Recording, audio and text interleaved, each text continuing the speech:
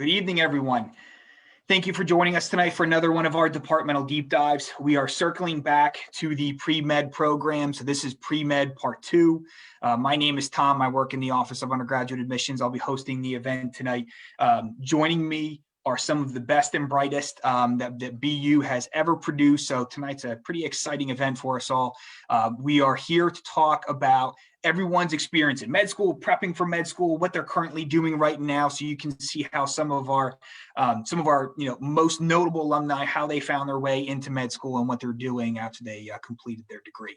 The event itself should take probably around 30 or 40 minutes for everyone in the audience. I certainly encourage you to ask as many questions as you have. Our time is your time. You can type the questions into the Facebook chat. This event will be recorded, so if you have to miss part of it, or maybe you forgot that it was happening, you'll be able to catch the recording. It'll be posted on our Facebook event or on our Facebook page. But before we go any further, before we dive into the subject, if everyone wouldn't mind introducing themselves, and we can start with Dr. Zimmerman. Hi, my name is Dr. Zimmerman. I am the department chair of the Department of Chemistry and Biochemistry. And Dr. Zimmerman, the white lab coat. I got to get me a white lab coat. If I'm going to be doing these, I got to get a white lab coat. You got to get a white lab coat. An honorary white lab coat. Thank you. Dr. Hess.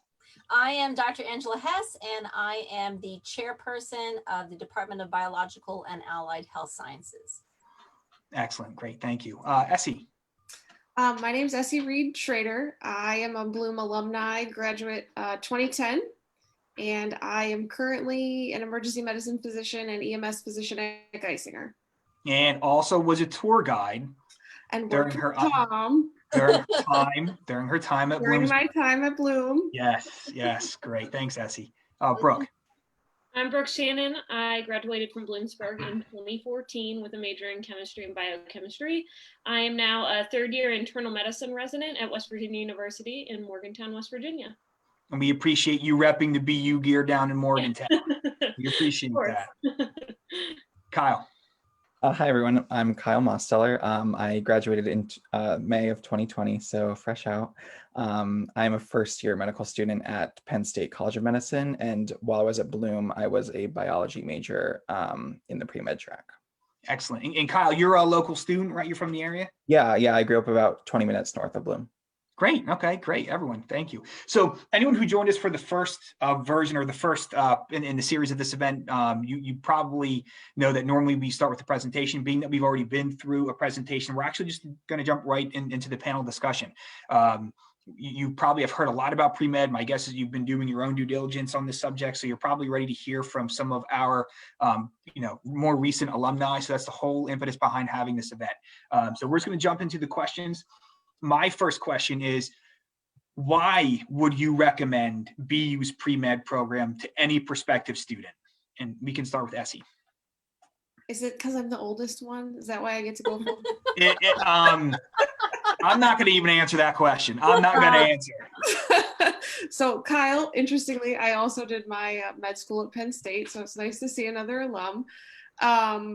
I would say there were a couple of things that were super important to me at Bloom that I think were a benefit to me in the long run. The small class sizes and the ability to really get to know people, your classmates, your professors. And let's be honest, Bloom is a great value, right? So you kind of have to play the long game, and leaving medical school with far, far less of a debt burden than many of my colleagues has been a huge benefit to just kind of being able to move on with my life. So not just academically, but what you get at Bloom, I think was a huge, huge bonus. So Essie, can you confirm med school not free, right? You do pay for that? It is not, in fact, free. Not free. Okay. All right. I just want to dispel any truths that that might be out there or that might be circulating around. Yeah, med school not free, and that's one thing we talk about with a lot of our prospective students is the idea of finding value in your education. And you'll definitely find that at Bloomsburg, and it's even more important for students who are going into professions where you're going to have to go to professional school. You're going to have to go to graduate school because that's going to be more money.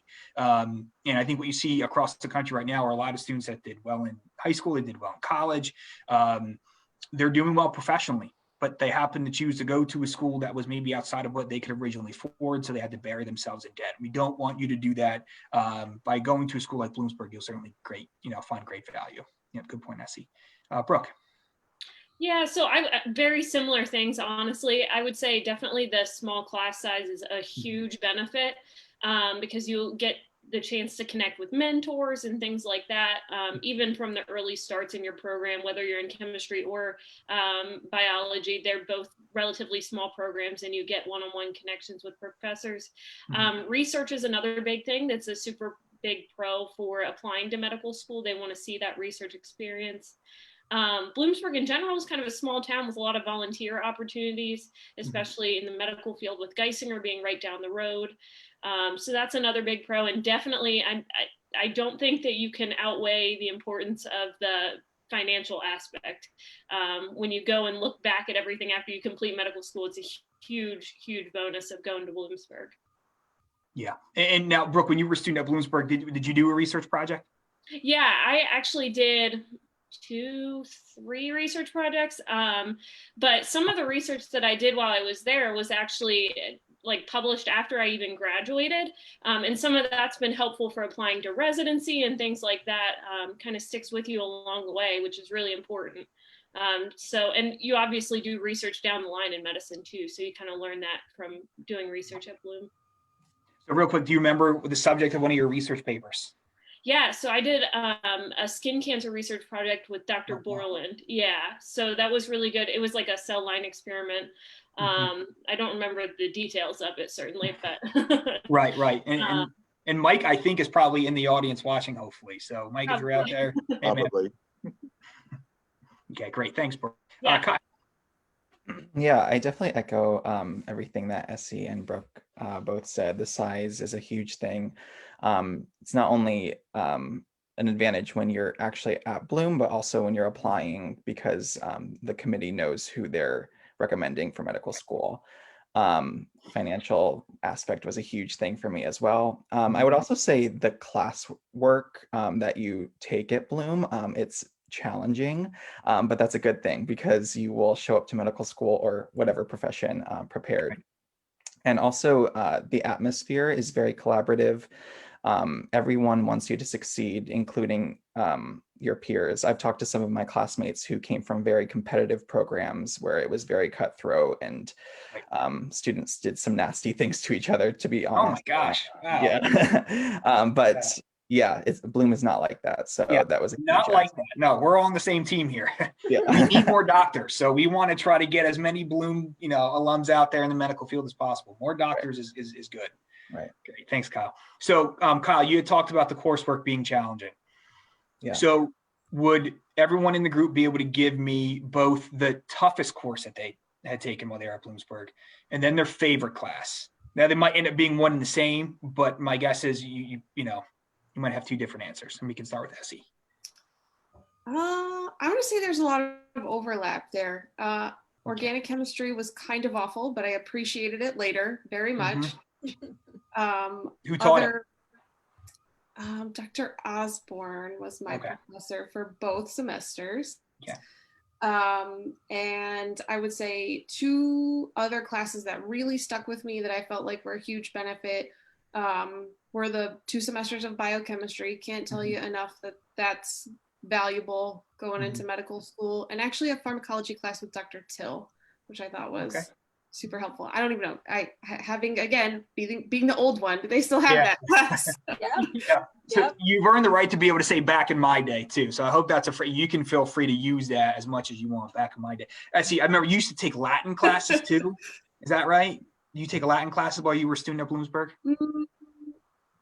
Were you learning Latin for one of your classes maybe? Together when I was in a really sort of interesting, this was the last elective left history class. Oh. It was a history class. It was in your department. It was in my department. That's right. Yeah. Okay. I promise. That's the last walk down memory lane. I promise. Great. Thanks, Essie. Brooke. I would say my most difficult class was physical chemistry. Shout out to Dr. Zimmerman. How did he teach it? Yeah, he taught it. And my favorite class was probably biochemistry. Sorry, Dr. Z. No, so I'm here. So you say that. If you don't mind me asking why. So I think biochemistry is something that really carried a lot through medical school. I mean, the first couple of semesters of medical school, I was like, oh, I actually know this stuff. I've done this before. And I think if you don't have that background, I think you would struggle a lot more with it. So it kind of stuck and applied to medicine, which is, I think, why I liked it so Okay. much. I would agree. I would echo that. It's been So a the, long, so the, the but yeah. biochem is a pretty consistent theme. Yeah. Great. Kyle. Yeah, so my favorite class was probably microbiology. Not sure why, I just really like that one. And the most beneficial was definitely biochem 1 and 2, as well as animal cell physiology, which was kind of like applied biochemistry. Okay. But yeah, definitely echo that like my first two blocks were, the first one was biochemistry and the second one was immunology, which I took immunology at Bloomsburg, which was very helpful. So yeah. So Kyle, you said your first two blocks. What does that mean? Yeah, so a lot of med schools do block scheduling. So you essentially have 2 hours of lecture Monday through Friday, sometimes more, of one subject. So like the first 8 weeks was just biochem every day, and then you just take an exam at the end of the 8 weeks, and then you're done with biochem for the rest of your time. And then you move on to the next subject, and then yeah. Okay. Well, I mean, I would imagine the reason why you like microbiology is because it's a very rock and roll subject. I mean, it's very flashy. It's pretty cool. So I mean, I understand that. Yeah. That makes sense. That makes sense. A little bit of humor there. Well, microbes are ruling the world right now. I know. You know. What a time to They be are. Chemistry is cool, but microbes rule the world. You remember last one, Dr. Hess. Hey, chemistry is cool, right? That's the thing. We're putting that out there. Okay, great. Thank you. So did anyone have any kind of involvement with the pre-professional advisory committee while you were at Bloomsburg? We spent the first session talking a lot about the pre-professional advisory committee. And for anyone who wasn't able to catch the first part of that, the advisory committee is a group of faculty on campus who work with students who have indicated an interest in going on to either med school or PT school, PA school, any kind of some kind of postgraduate work, and they help advise you and they help you get admitted into some of these graduate programs. They're almost kind of like your Sherpa to the top of the mountain and working in healthcare. So SE, Brooke, Kyle, did anyone have any kind of experiences with the pre-professional advisory committee? Yeah, I mean, I don't know if it still works this way, but again, way back when, your advisor was, like your individual advisor was typically somebody from the pre-professional committee, if you knew that that's what you wanted to do with your life. So Dr. Hansen was my advisor, but then the flip side of that is that all those folks on the committee are your professors, right? They're teaching your chem classes, they're teaching your bio classes. And so whether you're interacting with them as part of the committee, which ultimately you will because they're responsible for your letters and all those important things, but you're interacting with them as your professors, which again, in the small class sizes, we're coming full circle here. They know you. And so when they write that letter, it means something. Right. Yeah, I would say very similar things. Having a mentor from that program was really important. And then the other thing is applying for medical school is like way more complicated than it needs to be. So just having people in the classes above you that have done it before and people that are familiar with the process, just to make sure you don't miss anything and that you do it all the best way to get you in was helpful. It seems like there's a level of gamesmanship with getting into med school. And that's one of the kind of like ancillary things that I would imagine the pre-professional advisory committee might be able to help with is they know how this process works, and if this is your first time going through that, probably your only time going through that, it's helpful to have people who said, now, I mean, here's the 10-step process you need to go through. And here, let's check them off and go through this one by one. Kyle. Yeah, definitely agree. I think I had every member of the committee as a professor at one point or another. So, and some of them wrote me individual letters of recommendation, and then the entire committee writes your committee letter. And a lot of members read over like my personal statement and application materials, so that was very helpful. I asked so many questions. They probably got sick of me, but it's so complex to apply. So that was really helpful. And then also like I think like overall like moral support, like just keep going, like it's a long road, and they're definitely always there for you. So Yeah, I would think the moral support's got to be pretty important, especially they said, hey, I've seen 50 students in the last 5 years who have all been at this point. They're all sitting in med school now, knowing that, that level of confidence, I think probably helps out the applicants as they're going through that process. Yeah, definitely. So how is, or I guess for anyone in the group, can you walk us through an average day in med school? Now, I know you're probably going to say no 2 days are the same. If you can, do your best to kind of aggregate it, like what does a quote unquote normal day look like? Essie. Ooh, I am, again, the farthest out from this. I should start Back with in your mine. day, right? How was it? Milk was a nickel, right? And I had to walk uphill both ways. No. right, yeah. So block scheduling, it sounds like, has actually changed a little bit from the time that I was there and Okay. Kyle is there. So that's interesting. We had blocks. But I also wonder if I'm jumping ahead to second year. So mornings, like from say 8 to lunchtime-ish, were lecture time. And then in the afternoon, we were dedicated to PBL, which is case-based learning or problem-based learning, where you get to start to integrate a little bit of clinical work into your didactic sessions in sort of a small group session. And that was most of the year. Obviously, the classes that required lab they were a little different. So anatomy was kind of its own monster, but Yeah. that was kind of a first 2 years experience. And then the second 2 years, you are still in blocks, but it's all clinical. So then you do your surgery block, your medicine block, your peds block. And at some point you have to figure out what you want to be when you grow up.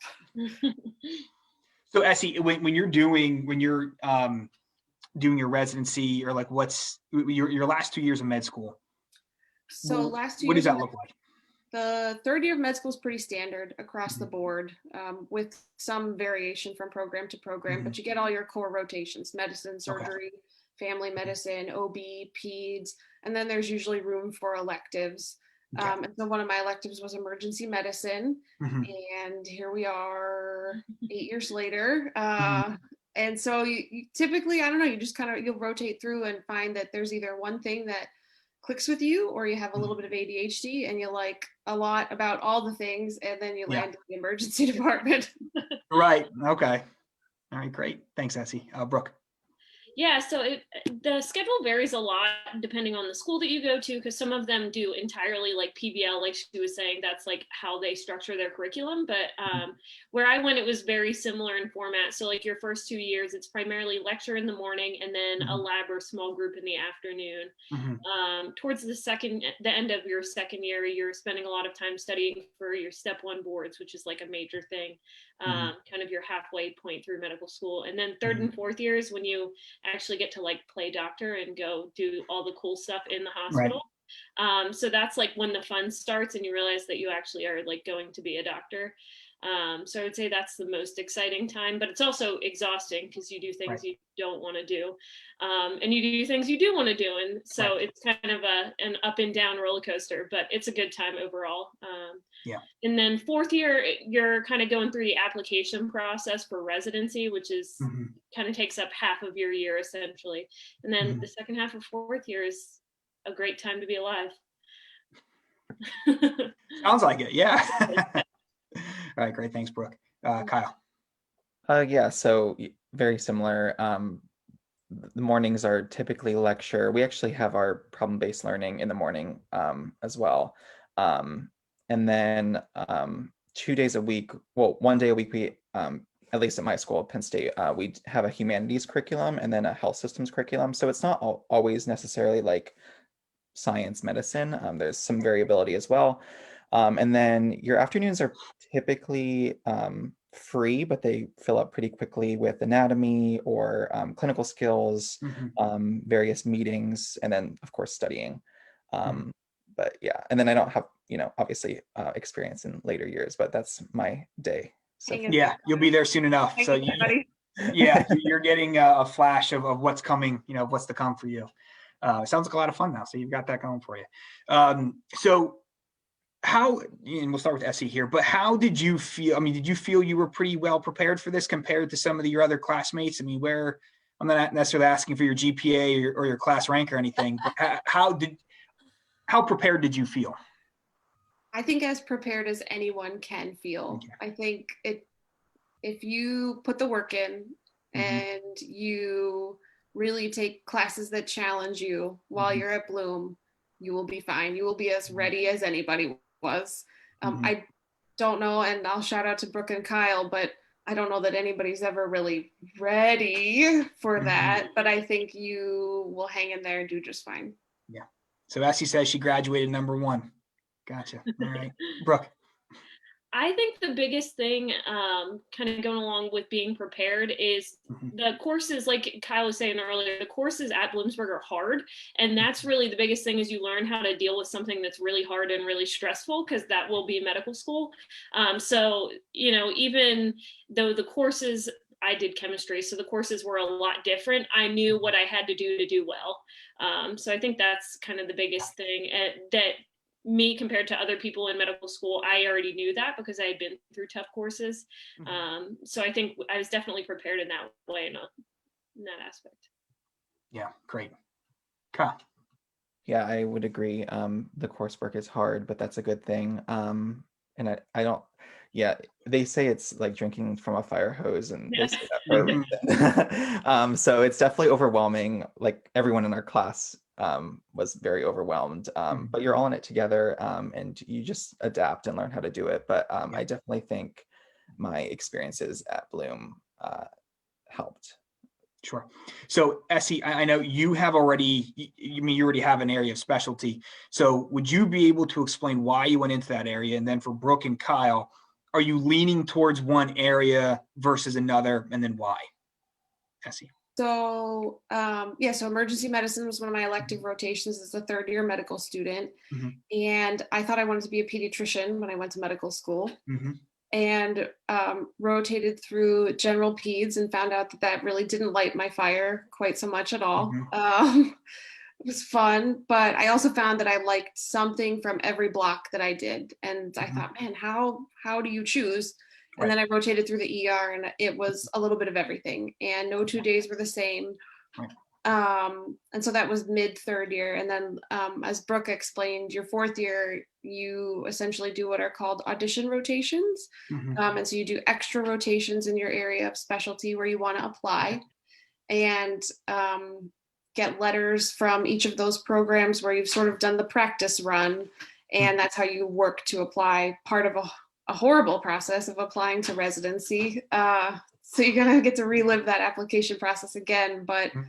um, so then my emergency medicine residency was 3 years, and I trained in Buffalo, New York. Okay. And I stayed for my third year was chief year. We didn't have to tack on an extra year. That was kind of smushed in What's ours. chief here?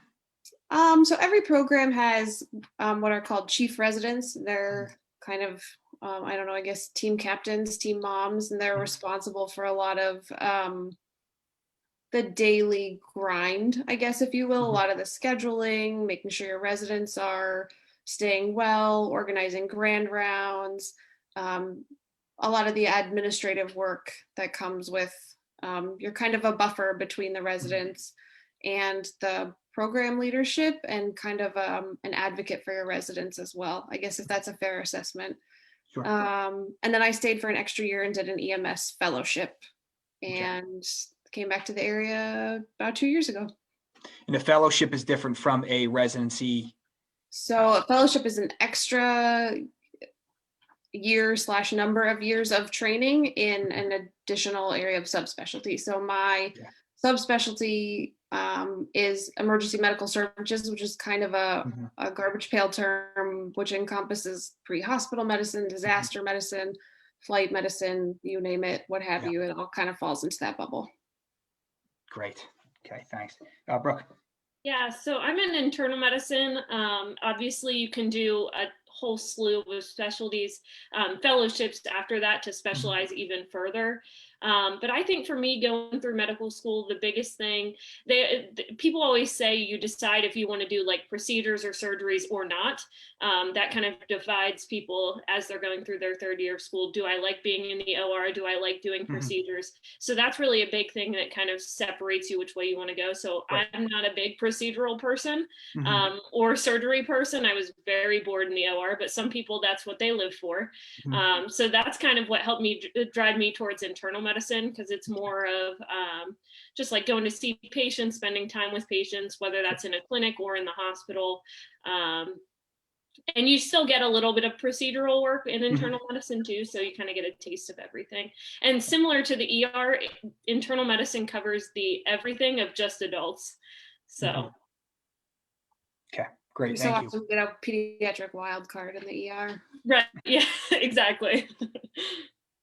Kyle. Yeah, I really don't know. I am interested in pediatrics. I like primary care. We've had various patient encounters, and I've been in the clinic a few times, and like everything I see, I really like. So, yeah, keeping an open mind and seeing where it goes. They say, I think, and correct me if I'm wrong, decide around third year, and then when you're getting ready to apply for residency. So there's still time. But Essie sounds like an ER doc, right? A little bit of everything, a little bit Right, of a little bit of this, a little HPV bit of on that. top, you'll be set.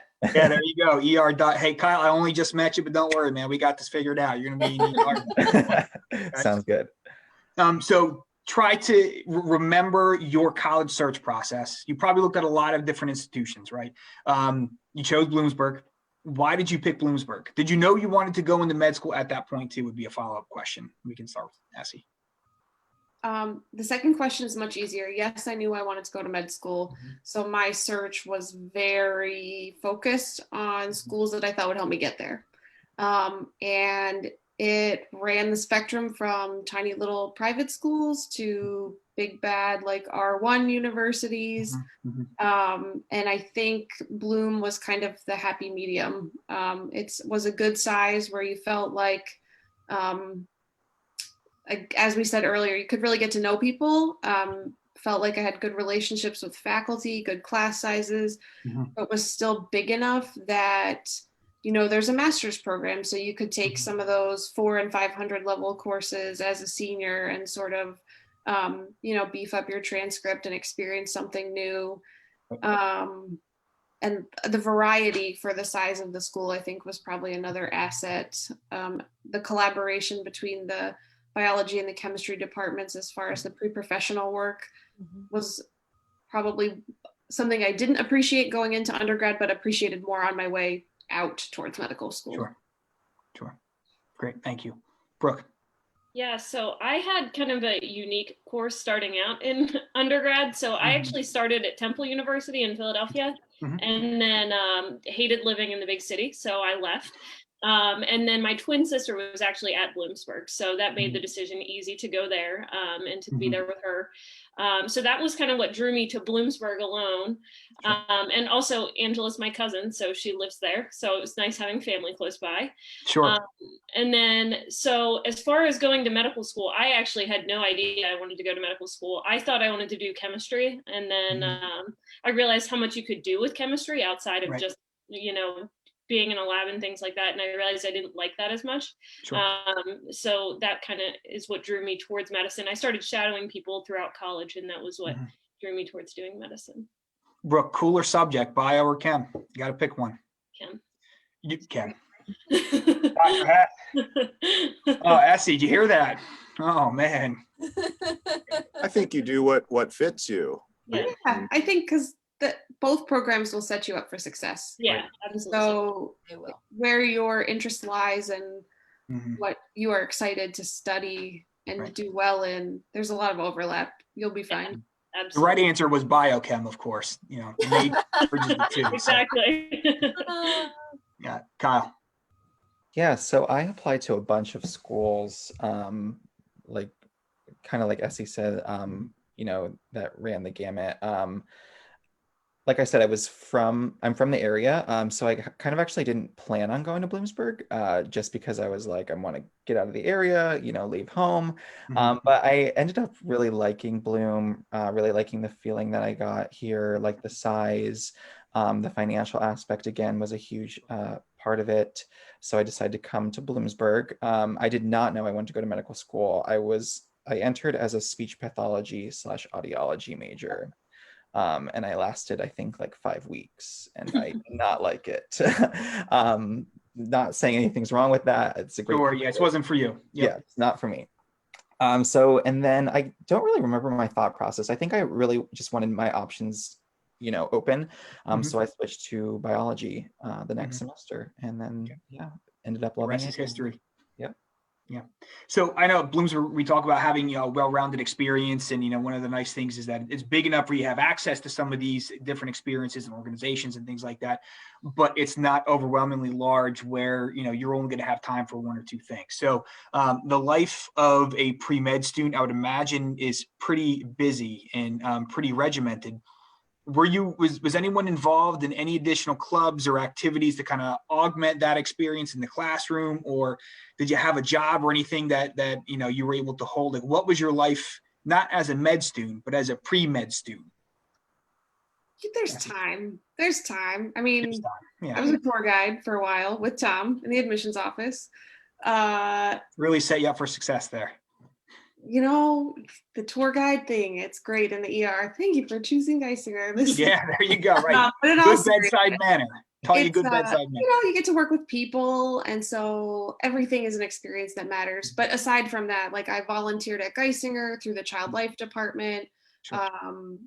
played intramural soccer off and on, Mhm. and was involved in both the pre-med and the bio clubs Sure. as members and ultimately officers. And I mean, there's still time to see family and hang out with your friends. And Yeah. so, yeah, it's the books are not, they are important, but it is not the end all be all. You Sure. got to have a little bit of a life. Yeah, well-rounded. Right. Brooke. Yeah, I think college is probably the first time where you have to learn something that's super important in medicine, and that's called balance. And that Oh, just kind yeah. of that connects the whole way through.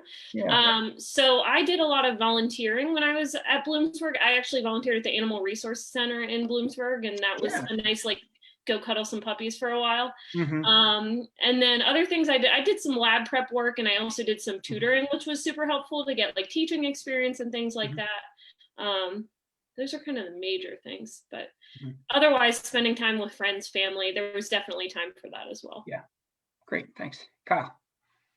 Yeah, so I very similar volunteered a lot in undergrad at Geisinger as well in the emergency department, Mhm. and also joined two clubs, I believe, that were focused on volunteer work, Mhm. and then was also involved in the pre-medicine club and Tri Beta, which is the biology honor society. Mhm. I also worked 2 jobs for most of college, Oh, so wow. there's definitely time.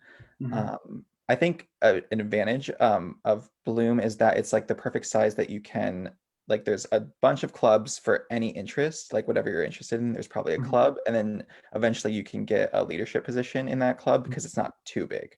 Right. So I think that's definitely good, especially when you're applying. It looks good on applications if you have leadership experience. Great. So I have 2 final questions that I'd love to hear from Dr. Hess and Dr. Zimmerman too. And we can start with Dr. Zimmerman. What advice do you have for a student who's in high school or a student who's at another college right now and is considering transferring to Bloom? What advice do you have for them for what they should be doing to prepare? Be it coursework, something that they're doing to develop habits and skills, anything that they should be doing right now that will help them be successful at BU. I think if you're in high school, I would take AP classes of Mhm. any variety if your school offers them, and Sure. also take the AP exams. Mhm. You can get credits for those, and a lot of Yes, you students can. do. And so I think that's really important. And also in high school, I think if you're so inclined, if you're athletically inclined, I think sports are a great thing to be involved Yeah. with. I think Mhm. they can teach a lot of things about mental tenacity because you're going to meet challenges. Mhm. I think also along with that can be the aspect of time management Mhm. that you can learn. And so those are the things that come to mind, I think. Yeah. Yep. That's a great point. Dr. Hess. I think, a lot of the things that Dr. Zimmerman said are absolutely true. Mhm. I think, being in sports or anything, like my boys are both very active in the Scouts and the Boy Scouts. Drama. I think the Boy Scouts have taught them a lot of discipline and helping others, and and also they have that balance. I think if you can take AP classes, that's great. I think even if you can take college classes, like if your high school has an agreement with a local college and you can take a class here or there, it's a nice way to kind of get that feel for what a college level course may be like, because it's different than high school. So it can kind of, get you prepared for that. I also think you need to have some grit. You need to be able to, not give up. You need to be able, or, willing to work hard and stay motivated and understand it's a long haul to get to where you want to be. And so you're kind of in a marathon, and you need to make sure that you're pacing yourself to get to the finish line, Right. and have that career that you love and a Mhm. job you want to go to versus the Mhm. one you have to go to. Right. Yep. You know? That's a good point. Yeah. Essie.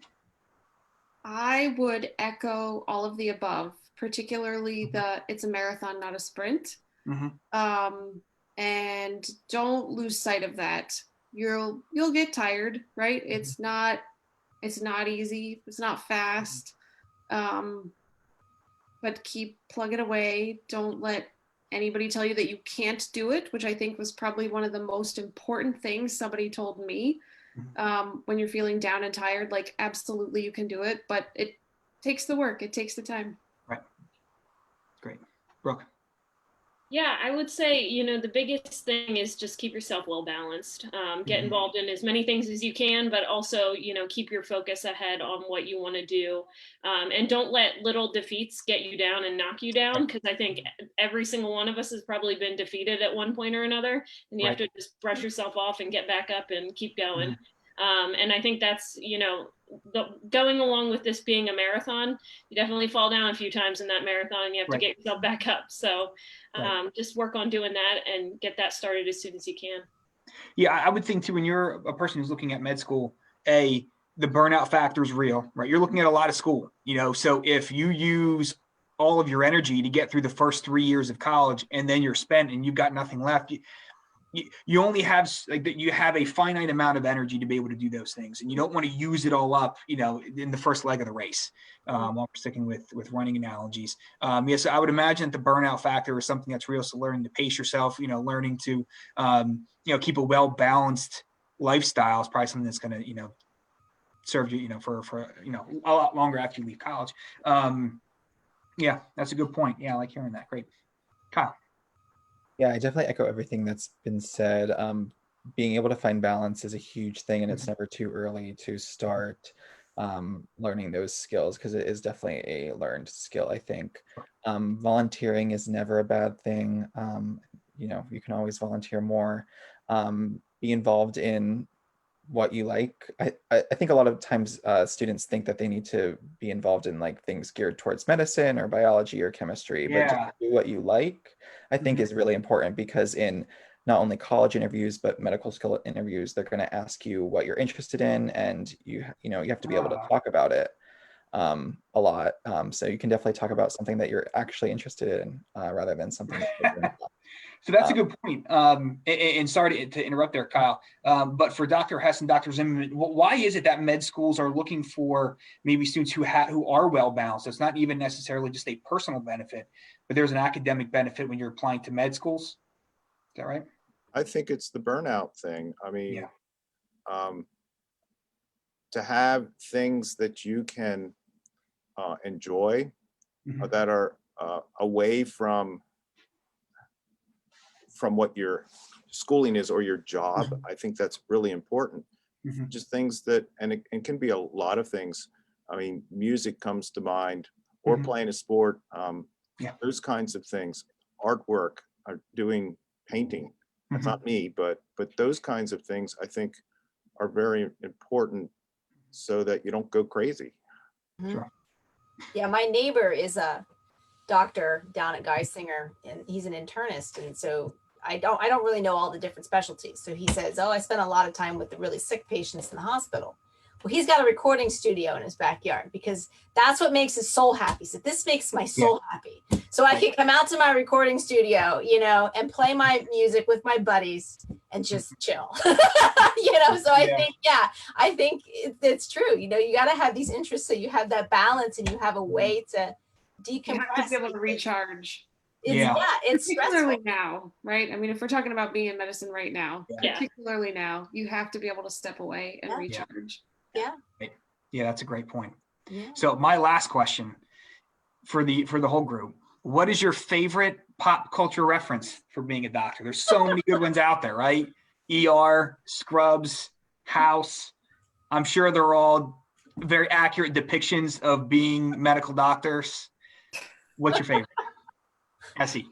So ER is probably one of the better references. None of them are great, but I would say ER is probably better. I think Scrubs, though, does a really good job of capturing both the absolute absurdity and like the tragedy, right? The absurdity and the tragedy of being in medicine. And so that's probably my answer. That's a good answer. So I would say, just from talking with other people in medicine and watching it myself, Scrubs is definitely like plays up the hilarious aspect of the funny things that happen in medicine. So as somebody in medicine, it's the most relatable of all of them. It definitely has its inaccuracies too, but I think some of the other ones are just literally ridiculous. Let's not even talk about House. Let's not go there. Yeah. No, okay, so House, not real. Not real. Okay. Yeah. Grey's Anatomy, anybody? I'm kind of surprised we didn't hear any Grey's. That was such a big deal when it's still on. Grey's Anatomy is still on. Right. Kyle. Yeah, I have actually never seen ER or Scrubs, but I've heard that ER is the one of the better, accurate. Yeah. But other than that, no, I haven't really watched. I've like seen some episodes of Grey's Anatomy, and now it's fun because I can be like, that's very inaccurate. But that's what I do. Like, that's not the right medical term. That's not the right anatomy part. That's not Code Black was probably one of the worst, actually. Well, I've never heard that one. Wow. Yeah, The Good Doctor is also pretty bad. Oh, is it? I never seen Doctor. Yeah. Oh man. Okay. So Dr. Hess, I'd like to hear your answer here. Well, I mean, I used to watch ER all the time when it was on. It's older. Carl, that was probably on before you were born. I stopped actually watching that show after I had kids because then it was weird. It became a little bit more personal. So I stopped actually watching doctor shows for a while. Too heavy. My kids were little. Right. Because it was just too, I don't know, it was weird. I never really watched Grey's Anatomy. Like I'll watch it on Netflix, and it's it's a soap opera. Really, that's what it is. Right. Yeah. But I do it. I mean, I enjoy it because I like to pick out the the inaccuracies. Yeah. because it's kind of funny. I never really watched Scrubs. I watched House MD, but I did that again on Netflix. Like it was just sort of binge, and I do that for enjoyment. I can just kind of zone out. Yeah. Zone out, because I will admit I myself am still struggling with the whole balance thing. In my profession. And so if I can just escape and watch some mindless TV for a while, that's a gift. Yeah. So. Dr. Zimmerman. So you might find this hard to believe, but I have never watched any of those shows that you've mentioned. I think I probably watched ER a long time ago, but I just don't do that. There is something that comes to mind, and I cannot remember the name of it. It was a documentary movie, and it was a Black man who started out with a guy in Vanderbilt University, and they ended up doing, I believe it was the first, I don't know if it was the first heart transplant. It happened at Johns Hopkins, and I cannot remember. This guy's name was Julian. And he was essentially the assistant to this top doctor at Johns Hopkins. So I'm giving you all the description. That was a really cool movie. It was just fascinating how they problem solved. I enjoyed the science. I don't know if anyone knows what movie I'm talking about. It was on recently. It was recommended to me by somebody else. So I wish I was trying to go on the internet and try and find what's the name of that movie, and I couldn't find it. But anyway, That's your one. that was fascinating to me. Totally. The science that they used, the problem solving. Sure. And then there was a lot of interactions between essentially the big shot doctor and sort of the other guy who never, ever, I don't believe he ever did get to medical school, but he was the hands and he did surgeries and they did them on dogs. At first, they would try things out. Just fascinating. Wow. All right, everybody. Thank you so much for joining us. We really appreciate your time. Please feel free to reach out if you have any additional questions. We're happy to help. If you are interested in getting more information about Bloomsburg or about our pre-med program, in the chat, we'll drop a request for more information link. We'd love to hear from you if you want to, like I said, hear more about Bloomsburg. Hope everyone enjoys the rest of their evening and have a great night. Thanks, everybody.